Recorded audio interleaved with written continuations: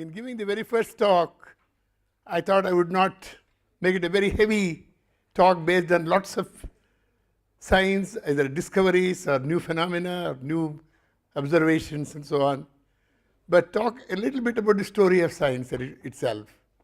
Now, this gives me an opportunity because we are now in 2016, which is a very, very important year for chemical science. And as an introduction to that, I would say something about science itself. Don't forget, just a few years ago, we celebrated the 200th anniversary of Charles Darwin. I hope you all remember that. If not, please do. Try to find out what Darwin did. But what is even more interesting is, just a few years ago, we celebrated the centenary of the discovery of the atomic structure by Rutherford. 2011, exactly 100 years earlier, 1911, the structure of the atom was unraveled by Rutherford. Rutherford is a very unusual story. I hope you know that. Everything was accidental. Rutherford was a young student in New Zealand, and he decided to do a PhD in Cambridge. Those days, since I'm still a professor in Cambridge, let me tell you, Cambridge did not allow outsiders to do PhD in that university at all. Only you had to be an undergraduate from Cambridge to get a PhD there. But in the year 1895, for the first time, they said, we will not have this rule anymore. The first student to be admitted from outside Britain to do a PhD in Cambridge was Rutherford. Accidentally, that year he had finished his bachelor's degree in physics and mathematics and so on in New Zealand, and he went to Cambridge. This is the thing about science. When he went there, what does he see? He sees J.J. Thomson just about to discover the electron. If you remember, J.J. Thomson discovered the electron in 1897, and Rutherford was a student at that time. Wonderful atmosphere. He entered Cambridge at exactly the time when people were worried about atoms, structure of atoms. And of course, J.J. Thomson gave a structure of the atom, which was unfortunately wrong, and then Rutherford gave the structure of the atom. He gave it in 1911. But don't forget, Rutherford, when he 1895 entered, in 1908, just 13 years after he entered Cambridge, he got the first Nobel Prize. He got a professor in chemistry for something else, but this is the Rutherford in the center with Cockcroft and Walton. Then, if you remember, Rutherford's atom, model of the atom is something that we use, though it is slightly wrong. At least he corrected J.J. Thomson's model in 1911. By that time, of course, he was already famous, already had a Nobel Prize. Well, this is something that happened in 1911. For some reason, the world decided not to celebrate the structure of the atom. I think it was very important to have done something about celebration of the structure of the atom. Of course, in 1915, many celebrated Einstein all over the world. But before that, let me again tell you once more, Rutherford, in 1908, he had already got a Nobel Prize. 1911, he discovered the structure of the atom. But you see what happens in science. There are some years where many things happen. 1911, when the atomic structure was discovered, it was the same year that superconductivity was discovered. And don't forget, it was Kamerlingh Onnes in the Netherlands who discovered the structure. This is his liquid helium plant, and in 1911 he did the famous work. This I am showing just to remind you that we all have teachers. This is Kamerlingh Onnes with his teacher, van der Waals. I hope you all know van der Waals. This is Kamerlingh Onnes with van der Waals. This is the first picture of a superconducting transition in mercury at 4.3 Kelvin, 4.2 Kelvin. This of course got him a Nobel Prize later. This is again exactly 100 years before 2011. And of course, this was again, I tried my best to see there was some international celebration. At least we didn't do much of it, at least in India, to celebrate the discovery of superconductivity. Well, 1911 also was very interesting in the history of science. That was the first Solvay conference. Intentionally, I'm showing that. So you see, what they could do at that time, get all the brains of science in one small room. Today, if you want to have a meeting, You need a few thousand people from all over the world, but then they could do that, you see. And this is the picture of all the people in the Solvay conference in 1911, the first Solvay conference. Well, you can see Max Planck, you see Rutherford standing there, Madame Curie like that, and you see Einstein standing. So Einstein was still not important, you see. So he's standing, and it's still 1911. And then you see all the great minds of that time. And now, I'll come to a Solvay conference in 1927, Einstein is in the center. He has become very important. By that time, everybody knew Einstein. You see Einstein, and you can see Madame Curie here, and many others. Well, you see, there's a very interesting man called Niels Bohr there. And behind him, there is a young man called Heisenberg. He was only 20 and odd years old. These stories are important for you. When he was 22 years old, he was a project assistant, what we call project assistant in this institute, research assistant, say, under Niels Bohr. And Niels Bohr once goes away on a holiday for 3 weeks. A lot of professors do in summer. And when he comes back, it's a very interesting story. You must read that in the original. Heisenberg says, "Sir, Professor, I've made a major discovery." "Oh, is that so? Let me see what has happened." "Yeah, I will show you, but unfortunately, I've already sent it for publication." I said, "What do you mean? 3 weeks you couldn't wait?" No. You see, it was so important, I thought I should publish it right away. So, of course, he discovered the uncertainty principle and so on in that way. And of course, that was the Heisenberg.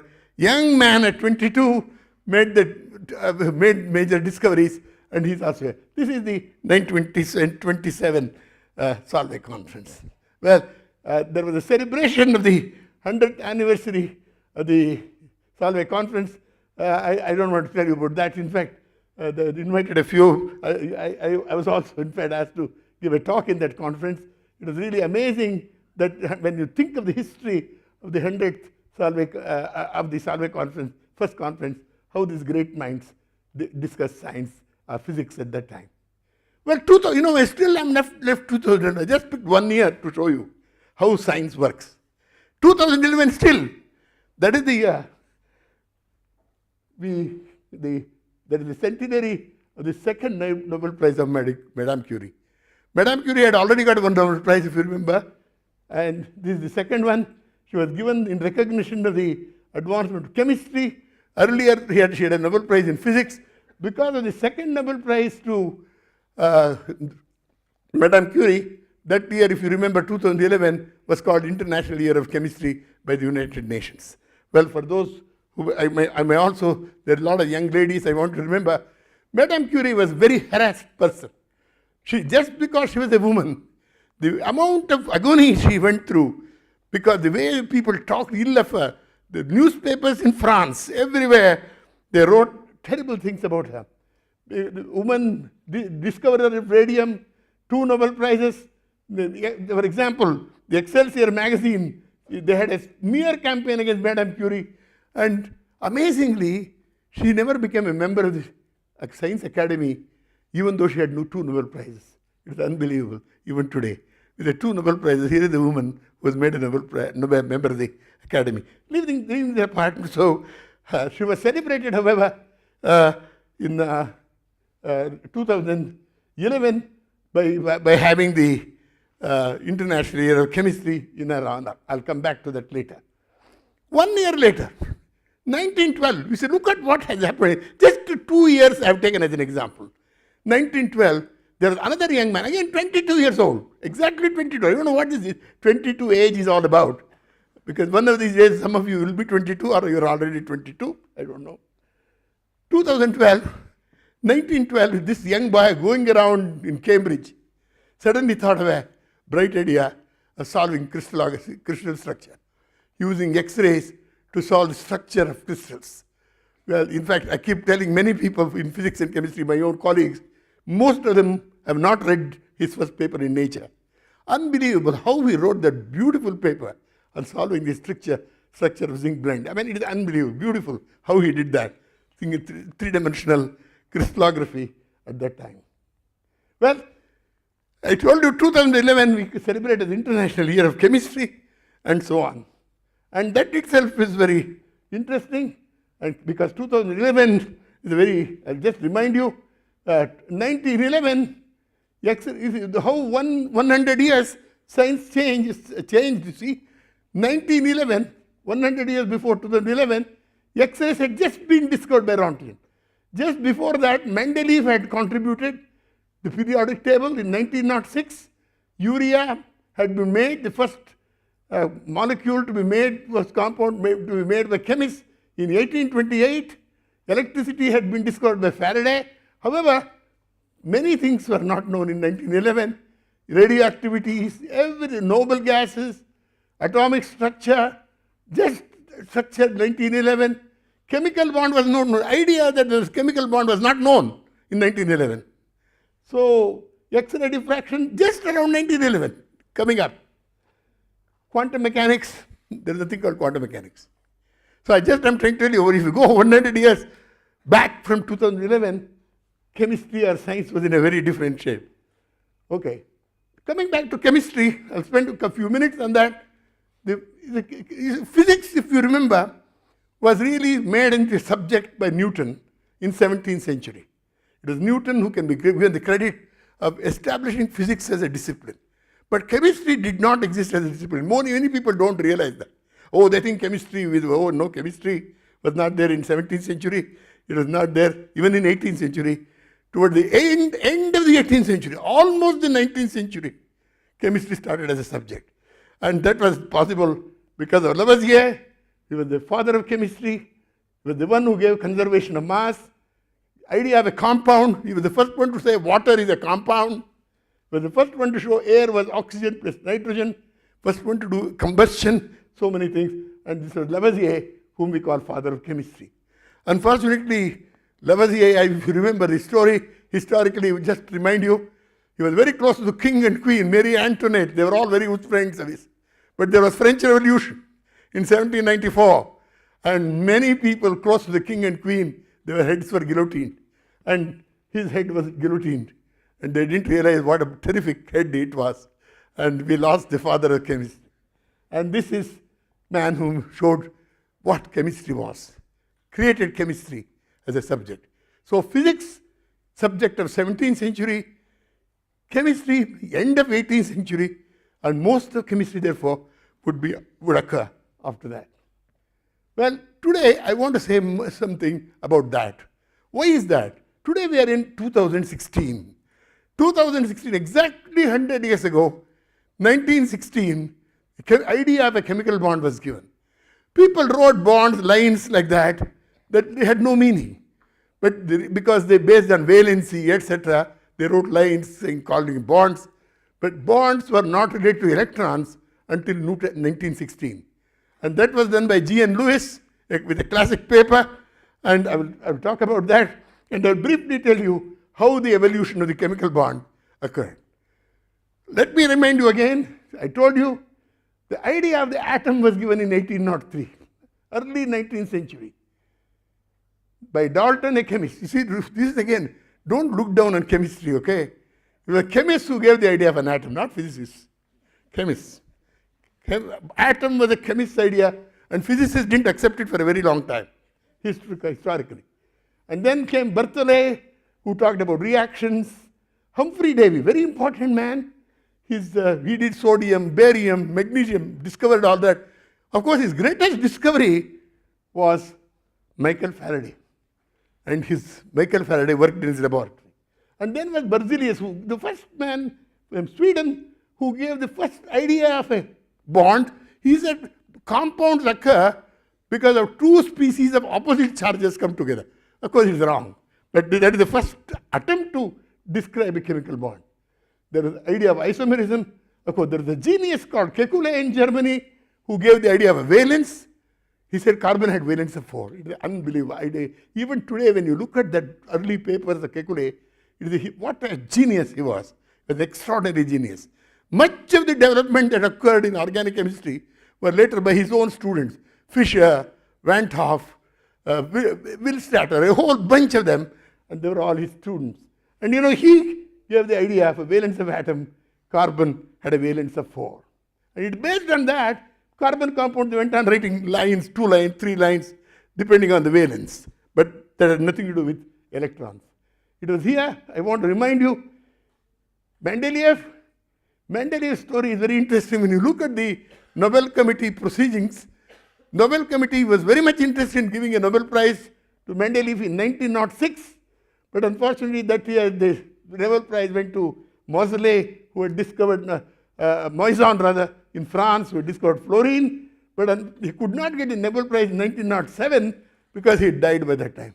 So one of the important things is that you shouldn't die too soon if you really are waiting for a Nobel Prize. But Mendeleev is a very, very interesting story. Mendeleev was a very, very poor man. And his mother, he lost his father. His mother wanted to educate him. And they were in Siberia, and she did not know how to educate him in Siberia. She said, to educate you, I must take you to Moscow. How do you go to Moscow? They put all the things they had in a little cart, went in a cart, walking all the way from Siberia to Moscow, 1,500 miles. They walked actually, according to what is recorded. It's unbelievable. Even if half of it is true, it is unbelievable that someone would do that to get a better education. And this is the man who gave the famous periodic table, not in the present form, but in the form that he had at that time, a great mind, a great Russian genius, Mendeleev. And then comes a very important person, Levantov, of course, the famous tetrahedron. You see, chemistry was in a planar subject. All molecules were in 2 dimensions. A third dimension to chemistry was added when they said the 4 valences of carbon are directed towards the corners of a tetrahedron. Carbon became tetrahedral, at least in saturated compounds. And that idea, of course, went to Levantov, and that is very important. And of course, I must mention also, in 19th century, we had a genius called Faraday, who did many, many things in chemistry. I already mentioned that in the very early day introduction. Then was chemistry. See, this is in 1884, Arrhenius in Uppsala.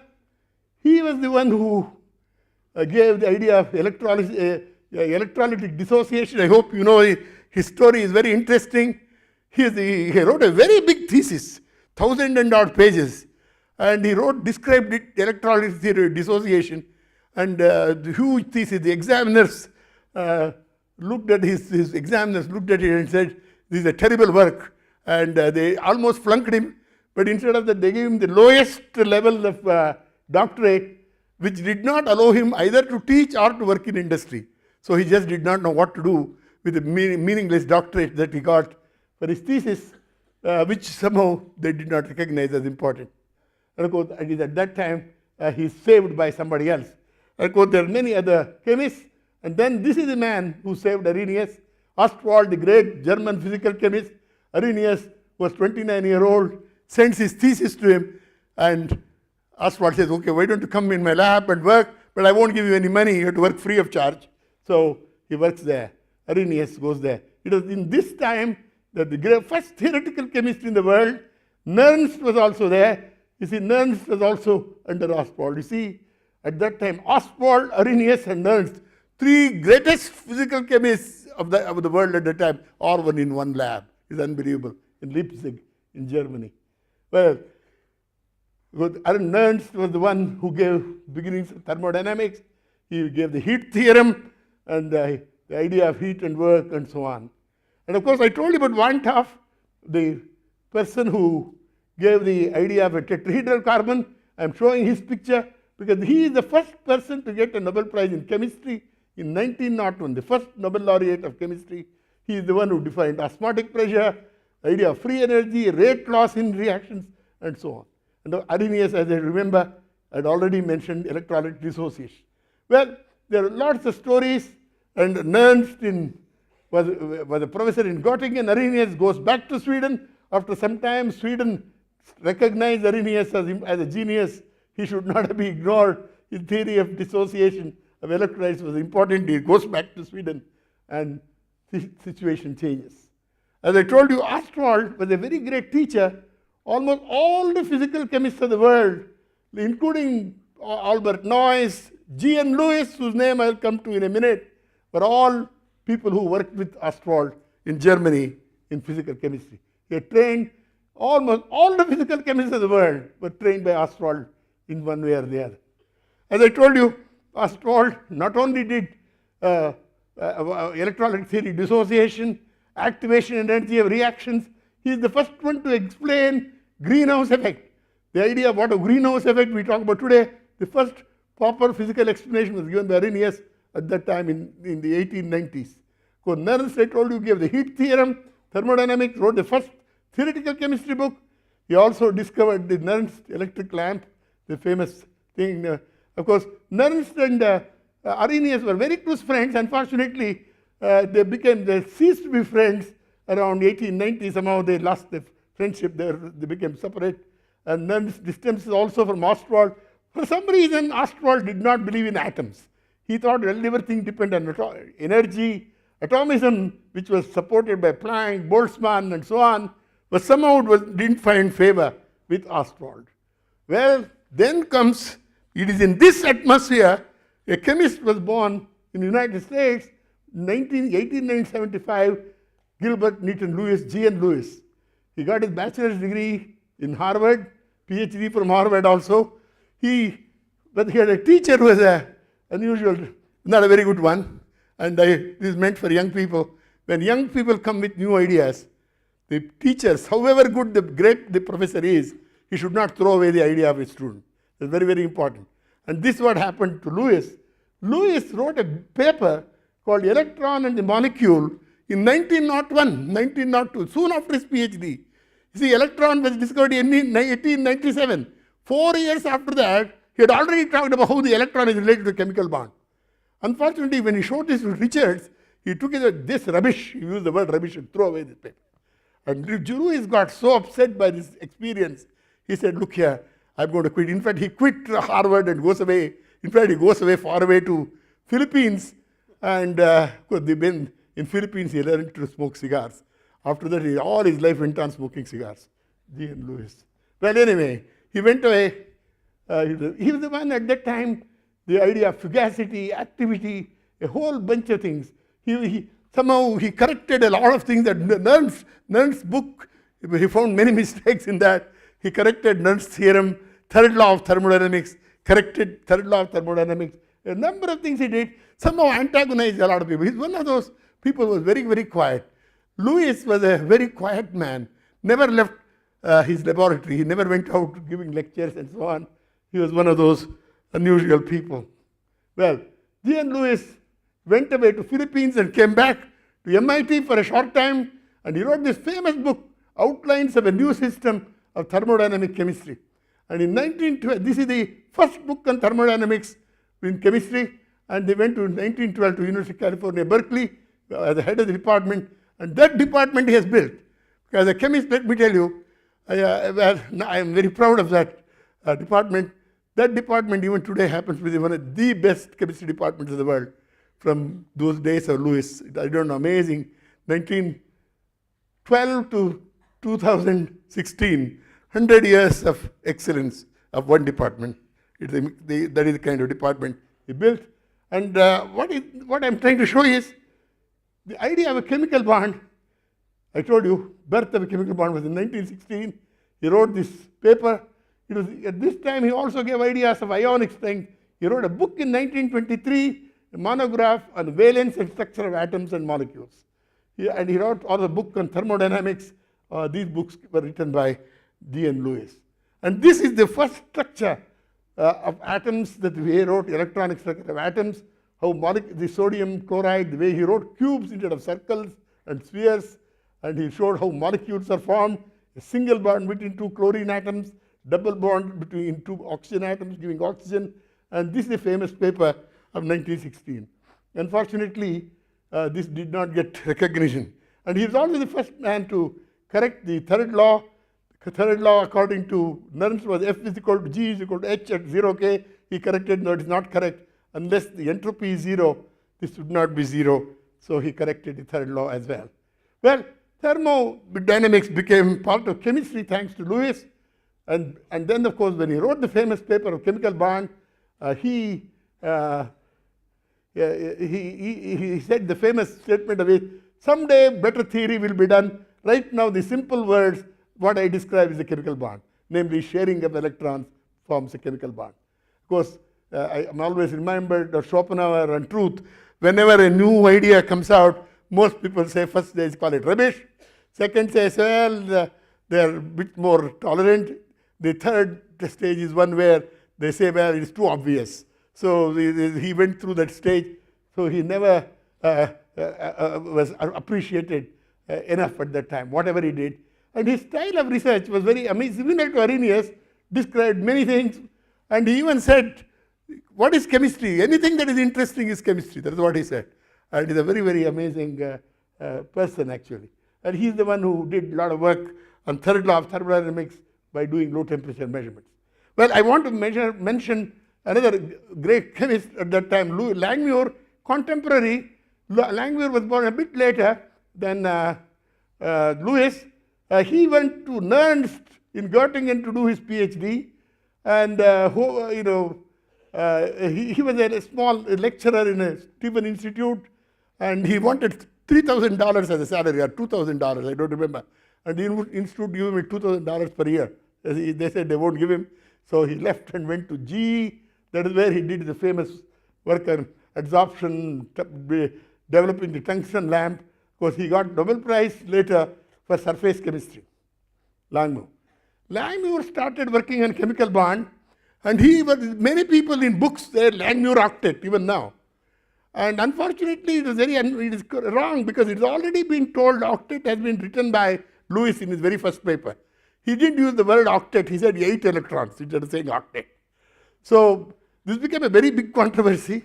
So Lewis wrote to the Journal of American Chemical Society editor, look here, whatever Langmuir is writing is something I've already written. He's actually copying from me. And this is a very interesting correspondence. And American Chemical Society agrees with Lewis, and then Langmuir wrote a famous letter to Lewis. I'm sorry I have done this. Hereafter, I will not publish anymore on chemical bonds or octets. So Langmuir stops publishing in this. Lewis gets the full credit for that. I want you to remember, Lewis did many things. He is the one who gave the idea, the word photon, nature of light, theory of radiation. He published a lot of papers on relativity. Oh, it's unbelievable, the number of things Lewis did at that time. Well, he was nominated for a Nobel Prize a number of times for reasons nobody understands. He was not given a Nobel Prize. Of course, the story goes that from you read the history, people like Arrhenius and Nernst, they were all against him because he had corrected many things they had done for reasons nobody understands. This man, who I consider the greatest genius of 20th century chemistry, never got a Nobel Prize. And then I would like to mention G.N. Lewis, and then also in one connection. G.N. Lewis, when he was in this position, deuterium was discovered by one of his students, Urey. It is Lewis who said, what is the use of the element deuterium? I must make a compound. He was the one who made heavy water, D2O, studied its properties, published papers on heavy water, spectroscopy, thermodynamics, and so on. And eventually, when Nobel Prize was given, they gave it only to Urey, but not to G.N. Lewis. Lewis, and then he was the original idea. Journal of Physical Chemistry was becoming outdated. The Journal of Chemical Physics was started by Lewis and others, his own student Urey being the first editor of Journal of Chemical Physics. If you see the first issue of Journal of Chemical Physics, Lewis writes about the chemical bond again. Of course, Urey got a Nobel Prize in 1934, where that was the year I was born, 1934. Lewis becomes very upset by all this. And it was very interesting.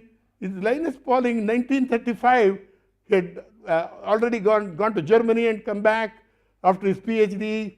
He started working on quantum mechanics. The first book on quantum mechanics in the world was written by Linus Pauling. I hope it is interesting. I have got very great friends in physics, like Leon Lederman and very well Nobel laureates in physics. Many of them have told me they read the first quantum mechanics they learned from a book written by a chemist, namely Linus Pauling. And Linus Pauling is the one, of course, for those who may not know, Glenn Seaborg, the man who discovered plutonium and other elements, was also a student of Lewis. He did his PhD on Lewis acids and bases, and with Lewis. Pauling wrote The Nature of the Chemical Bond and dedicated to Lewis in 1939. This is a very, very important stage in development of chemistry. It is this book that revolutionized chemistry. I want you to know why I am giving you all this background. One book, one idea, The Nature of the Chemical Bond, by Pauling. The way he described it changed chemistry. Many people, that is the way I look at it. Because suppose there was no chemical bond. We could not understand molecules. We could not understand many things. The idea came from Lewis. It was given a better description through valence bond theory and others, and also use of that to explain many phenomena, many properties of molecules by Pauling, who dedicated his book to G.N. Lewis. Well, I come from those days in the early 50s, where the structure of compounds, structure of molecules, reactivity based on structure, bonding in molecule, that was the main thing in chemistry. In fact, any department of physics, whether you go to Germany or Switzerland or United States, anywhere, or UK, every department had lots of them doing spectroscopy, diffraction, theoretical chemistry. And that was easy. Now, well, it is no longer the case. Now everybody does that. But those days, that was the main thing. The structural chemistry, this happened mainly because of the nature of the chemical bond. Let me tell you my own secret.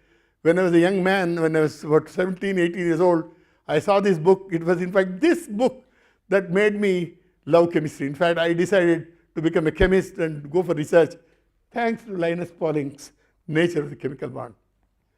Well, I'm showing Lewis doing experiments. Lewis was a great experimentalist, not only theoretician, but really a good experimentalist. He was a different style of working. Glenn Seaborg always used to tell me, whom I knew very well, became a very good friend. In fact, Glenn always used to say, he would call me, hey, Lewis would call him, hey, Glenn, come at 8 o'clock, let us write up the paper. Okay, I'll see you 8 in the morning. He said, no, not 8 in the morning, 8 tonight. So he would say, after dinner, I would go from 8 in the night to 12 noon, 12 in the midnight, he would dictate papers. He would have all the tables. He would even remember the tables. He says he's an unbelievable kind of person. Lewis was an extraordinary person. And it is this Lewis who made chemical bond an idea of chemistry. And now he did many other things. The spectroscopy, for those who may not know, Calvin was his student. The famous work on fluorescence spectroscopy, phosphorescence, triplet absorption. These are all things done by him. Beginning of photochemistry, number of things. And this is the G.N. Lewis. The G.N. Lewis died on March 23, 1946. Well, this is the last day of G.N. Lewis. Why did he die? He was one of those quiet people, never left the lab.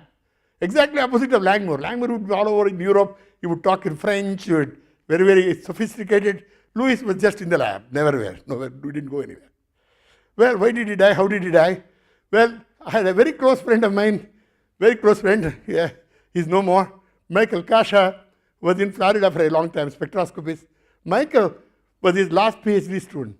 G.N. Lewis told him, Michael, I want you to record the spectrum of some molecules in a liquid which has a high dielectric constant. He asked him, what is that liquid? I want you to record the spectrum in liquid hydrocyanic acid, HCN. I said, no. Kasha said, HCN is poisonous. I'm not going to make it. I'm sorry, don't make me do that. Then Lewis says, okay, you don't make it. I will make the liquid HCN for you. You go and have lunch and come back.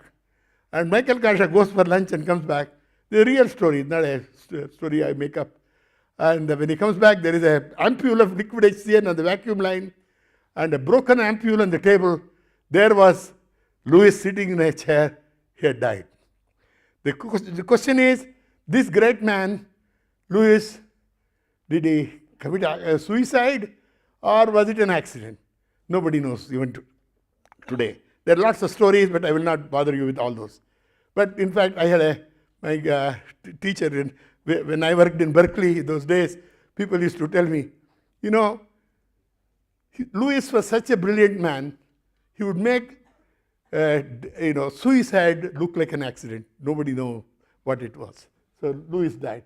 And this man, we have to celebrate this year because the idea of a chemical bond came from G.N. Lewis. Okay. What happened after the chemical bond? That is that, chemical bond became so important, everyone worked on that, molecular structure dominated chemistry, and it was around this time when I was doing my master's degree, I will never forget, suddenly Linus Pauling came out with the structure of alpha helix. The structure of protein.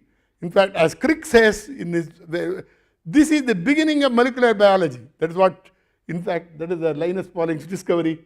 The birth of molecular biology, you can say, started with 1951 with the structure of the alpha helix by Linus Pauling. And I want to show you, this is my guru, and I consider him my guru, Linus Pauling. I worshipped him almost when I was very young.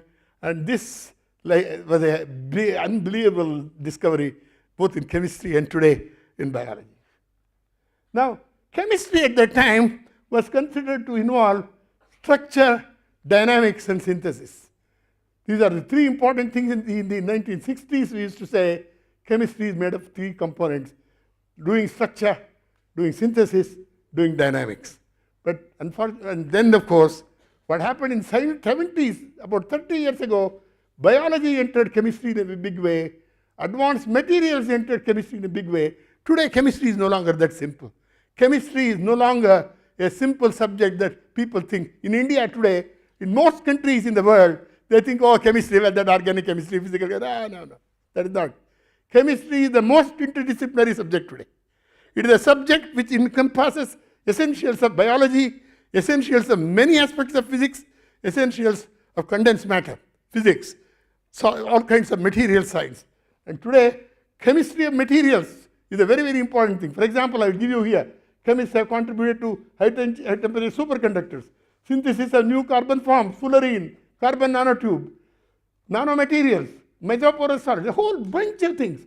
All these materials are made or studied by chemists today. So materials, chemistry became part of material science. I'm glad my dear friend Bednotes is here.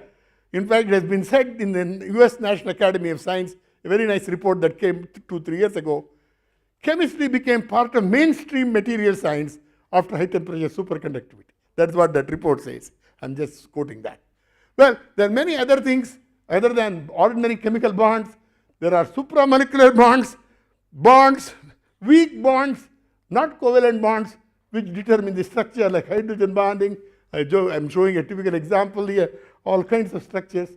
High temperature superconductivity, I'm showing the 90K superconductivity in YBA2C3O7, fullerenes, 6-membered rings, 7-membered rings, 5-membered rings, forming these wonderful icosahedral structures. These are all something that added on to chemistry. Nanotubes, carbon nanotubes came to chemistry, and then these are all things that happened about 10-20 years ago. Now, what has happened in the last few years is chemistry, which started with molecules, is no longer a molecular subject. It is much more than that. Chemistry has gone beyond the molecular frontier. In fact, the National Academy of Science has revised it just now, has a very nice report called Beyond the Molecular Frontier and the Changes in Chemical Science. It's a very, very beautiful report that everyone should read. And there it says, chemistry deals with living systems, therapies, optimization in biological and all kinds of new synthesis, self-assembly, complex chemistry of the earth, sea and the atmosphere, materials by design, computation. Computation, of course, is a very big thing now, chemistry with very powerful computers and so on. Okay, now what I have tried to show you is how science changes with time. I took the example of chemistry. If you want, you can take biology. But chemistry is a very good example because it's a relatively old subject. And it's only started in the end of 18th century, and have now come to 2016 when we are celebrating the discovery of the chemical bonds, a centenary of that. And now, today, what is chemistry is such a very, very interdisciplinary subject, and it is no longer. In fact, if you are a very good chemist, you can work with physicists, you can work with biologists. And there are friends of mine in some university in America. They work very closely with medical people. It's unbelievable the kind of a subject it has become. And everyone doesn't do everything, but you have to pick what you are interested in. That is true of every subject. It is also true of chemistry. But what has happened in the meantime is, I only take one example. As somebody said in the introduction, in the inaugural meeting, we have to work on problems of mankind. What are the problems of mankind? I can give you a whole bunch of problems. In India, somebody was saying, what are the problems? This old man said, everything is a problem. Living itself is a problem, he said. I said, look, I'm not talking about that. Living may be a problem, but I'm talking about scientific problems. What these problems are, well, you go to all the developing countries of Asia. In fact, I meet all kinds of developing country people. I was the president of the Third World Academy of Sciences, what is now called the World Academy of Sciences. I know scientists from all the developing countries, Africa, Asia, and our problems are different. But in all that, the things that are burning problems of these, water is a very big problem. Drinking water, even today we are not able to give drinking water, which is the birthright of mankind, to all citizens of the world. We are not giving it. Well, when I go to Egypt, I see that. When I see India, it is the same way. But I will only pick one example. If you take energy and the environment, that is the problem of the world. And here you see that whatever science we do, we have to do something. Suppose you want to work on energy or environment. Well, there are many other things people work on. Hydrogen as a source of energy to replace fossil fuels, gasoline or diesel, solar energy, fuel cells, batteries, inexpensive energy for catalysis, emission control, a whole bunch of things related to energy and indirectly to environment. Well, for example, one of the important things in this is artificial photosynthesis. Photosynthesis is something I will mention in a minute. Is a very good way of producing hydrogen. Hydrogen is the cleanest fuel. In fact, I just took this out from a very old book of 1874 by Jules Verne, The Mysterious Island. This is what is written. In 1874, long ago, this was written as follows. H2O gives hydrogen and oxygen. And this man writes, and what will they burn instead of coal? Asked Pencroft. Water, replied Harding. But water decomposed into its primitive elements. Yes, my friends, I believe that water will one day be employed as fuel. That hydrogen and oxygen, which constitute it, will furnish an inexhaustible source of heat and light. Water will be the coal of the future. This is written in long ago. There is some truth in it, of course, but it's very interesting that they wrote that in 1874. That the point we are talking about, if you have enough hydrogen, and if you know how to store it, storing is a problem, making is a problem. Making is quite a serious problem. You can somehow make, some people will say, you can take solar energy, make photovoltaic thing, do electrolysis. Electrolysis can't be done because there is a problem of over voltage. If you do simple electrolysis, by now we would have produced hydrogen in the unlimited quantities. You have to solve problems of electrolysis as well. Everywhere there is a problem in making. I think we'll crack the problem of making hydrogen someday, very soon. It is already done. Most of it have solutions to how to make it. But the problem of hydrogen is how to store it. How do you store it?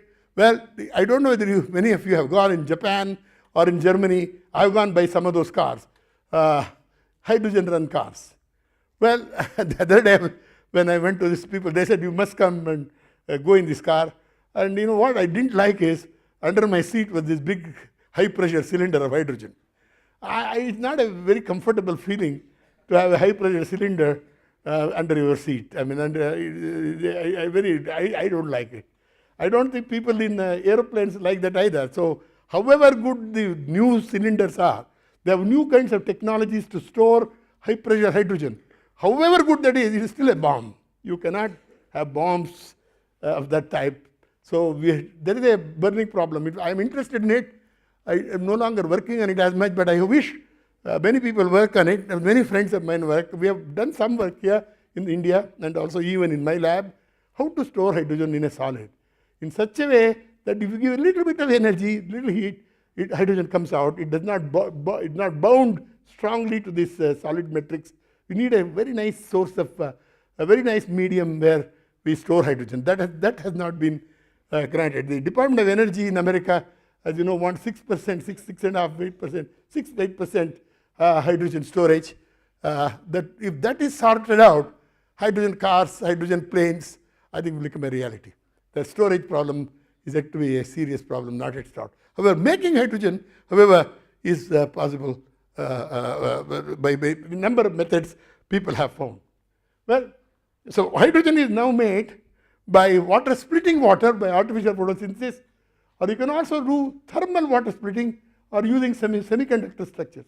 Well, I'm not going to give a lecture and all that. It would have been a 1-hour lecture. In fact, I thought of giving that about hydrogen and how to reduce carbon dioxide by various methods and simple methods, because getting rid of carbon dioxide and making hydrogen are two important internationally acclaimed challenges.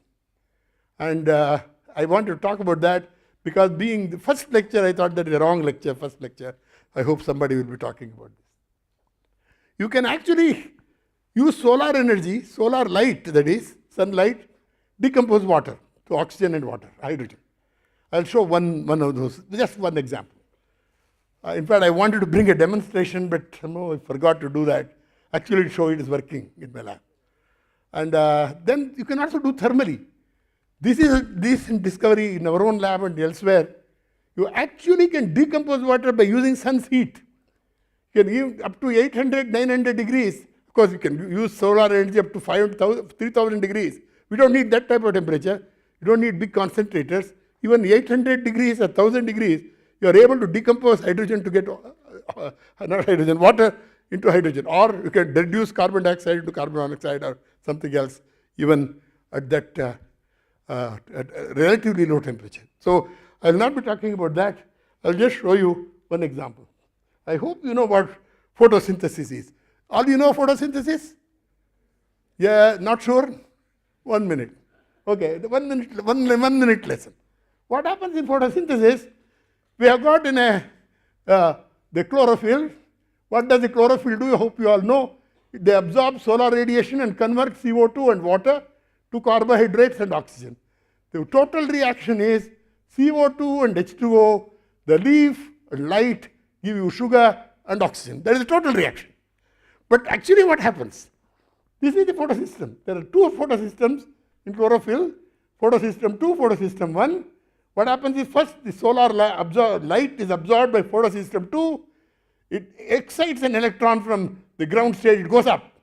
And there is no electron there, there is a hole. Because there is a hole, it wants an electron, you want to close it.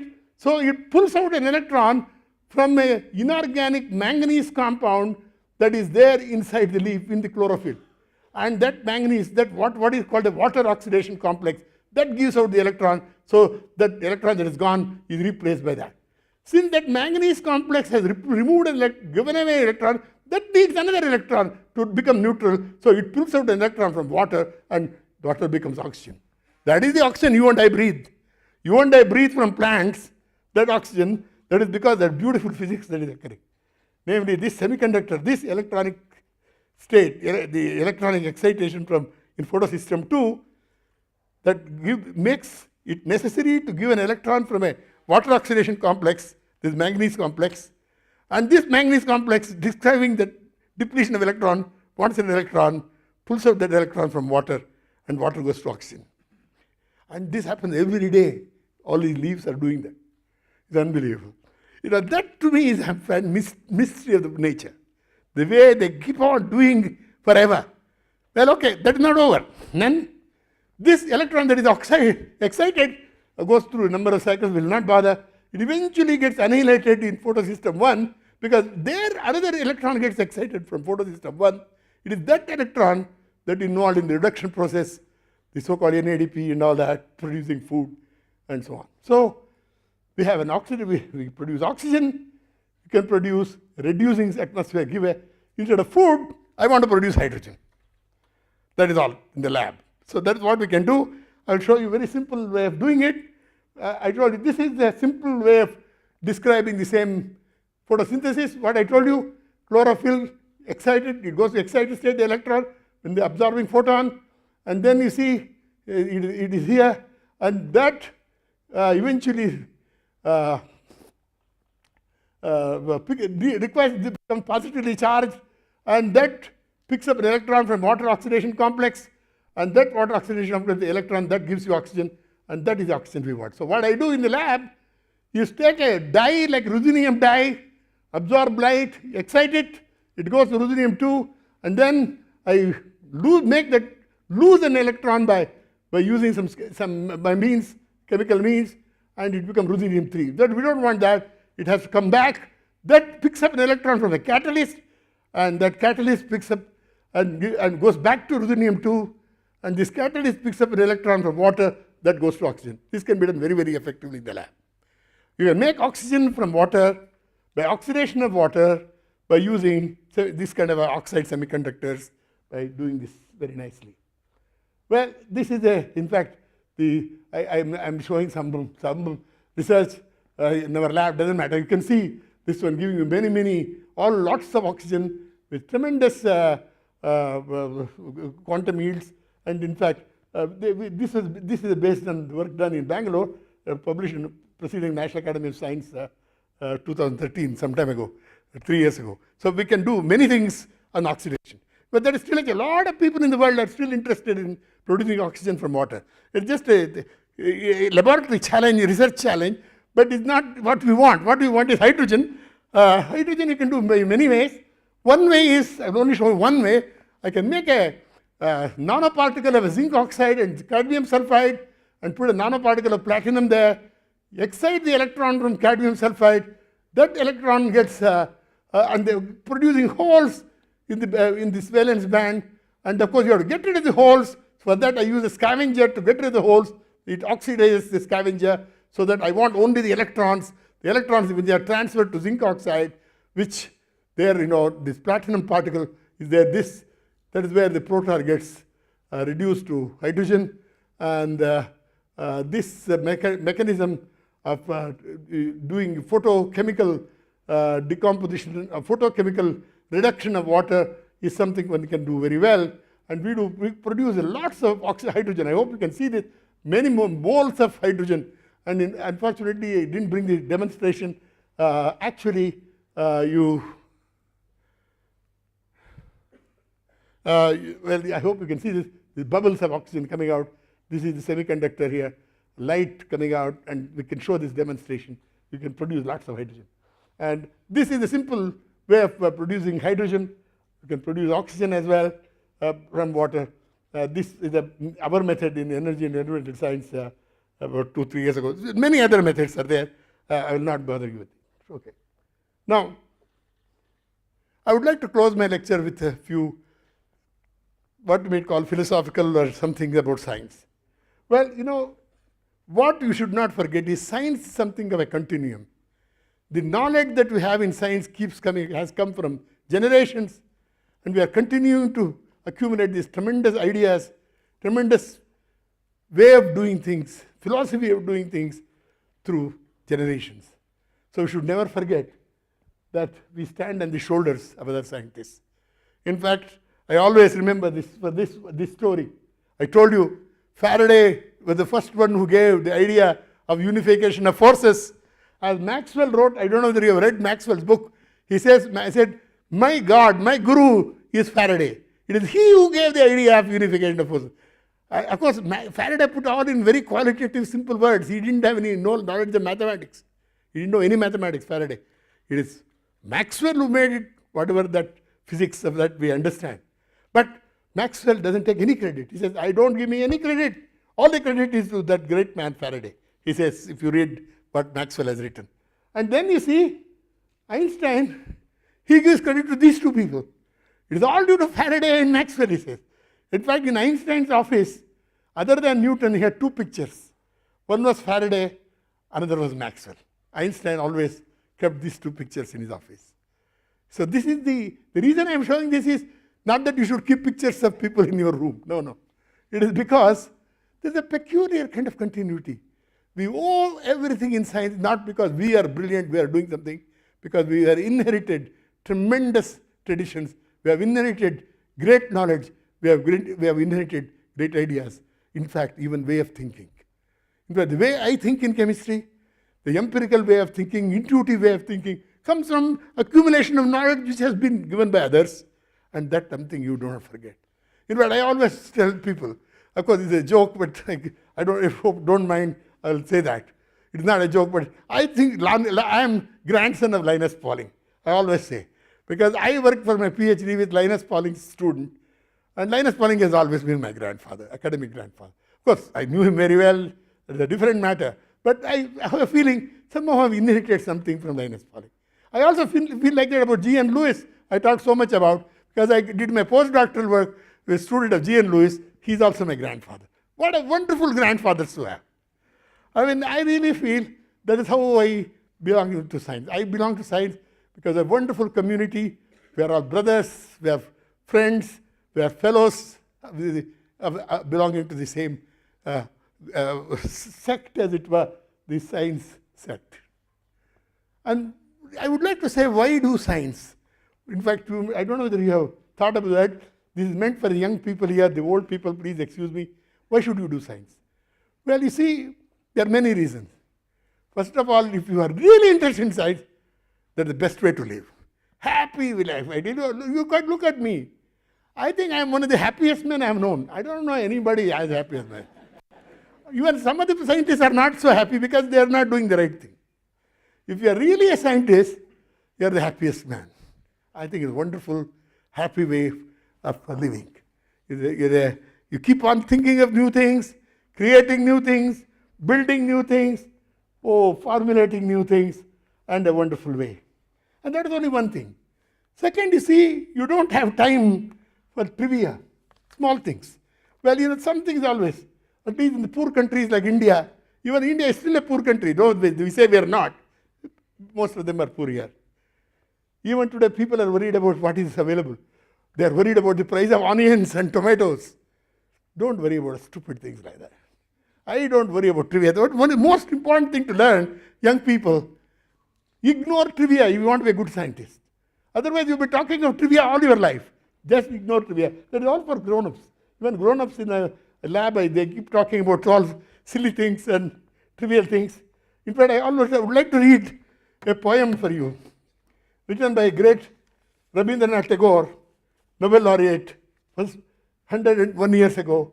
He got Nobel Prize in India, the only Nobel laureate of India in literature. About trivia, he says, "This is my prayer to thee, my Lord. Strike at the root of penury in my heart. Give me the strength never to disown the poor and bend my knees before insolent might. Give me the strength to raise my mind high above daily trifles, and give me the strength to surrender my strength to thy will with love." And then he also says, give me the strength to ignore trivia in life. That is the most difficult thing, he says. How to ignore trivia in life. In fact, well, it doesn't matter. I'm sorry. Daily trifles take away a lot of energy, and that is one thing I feel we should be very careful for young people. I want to say, there are many other things I want to say. Most important thing is, in life we have to know how to manage time. In fact, most people I know spend most of the time on doing things which are not so interesting or important. That is my feeling. I mean, I may be wrong. But I think if we ignore wastage of time, somehow not do that, the world will be a better place. At least true of India. I think our educated persons in India spend more time doing useless things than useful things. That's true of scientists as well. In fact, that's why I remember Faraday said something very nice about this. I don't know whether I have it here. Faraday said about time. One of his friends tells Faraday, "Mr. Faraday, you don't reply to my letters." He says, "It's a matter of time," he says. And he describes time in a beautiful, short paragraph. "What is the longest and the shortest thing in the world?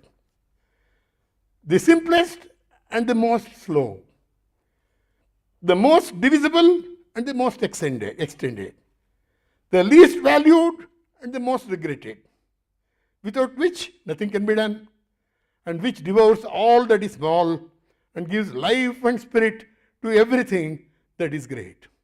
It is what the Creator thought as being so valuable that he gave limited amount of that to all of us. If the Creator thought time is something cheap, we would have all lived up to 500 years. And 100 is already too much. So he said, no, 100 is enough for the stupid fools. 100 is enough. That's our Faraday's language. But I think we must learn how to use time. You, as a young people, is not advice, I'm not trying to preach. I have found this to be very important. Time management, not wasting time on trivial things, is very important. Then second, not to be too selfish. Science thrives only when we give to the young people. The future of the world is with young people, and we have to give everything we have to the young people. That is the responsibility of people of my generation, and even people younger to me. Senior people should be extraordinarily generous and give away everything to have to young people. And this generosity and absence of self is another important quality for success of science. In fact, again, Rabindranath Tagore says beautifully about that. What did he say? Yeah, I think I have that poem. I'm not sure. If I don't have, I'll read it. If I have it, yeah, I have it.